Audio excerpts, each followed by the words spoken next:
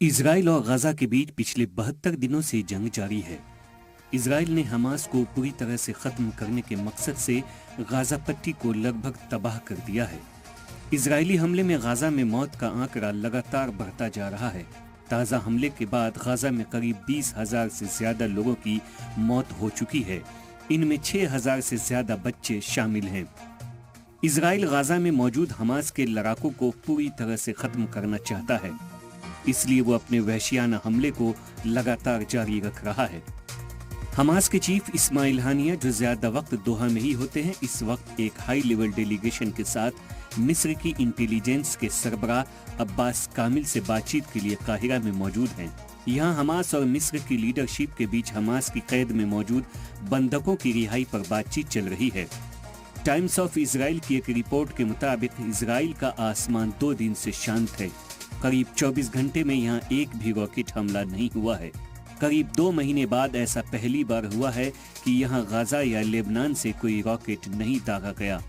इसका सीधा सा मतलब ये है कि हमास और हिजबुल्लाह के खिलाफ जंग के सही नतीजे मिलने लगे हैं।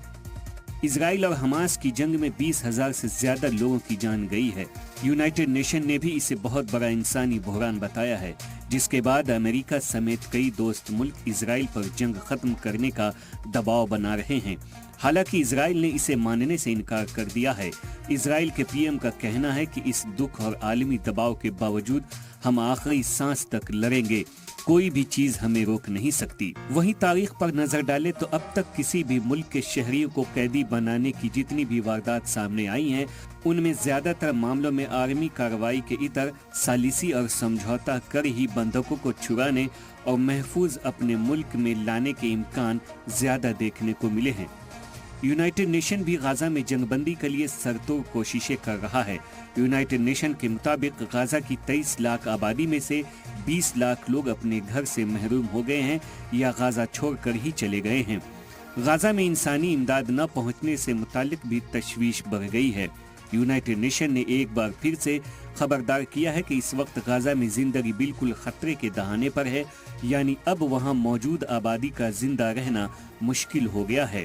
यूनाइटेड नेशन के मुताबिक गाजा में जल्द से जल्द जंगबंदी तक पहुंचने की शदीद जरूरत है। सलाम टीवी के लिए नदीम अहमद की रिपोर्ट।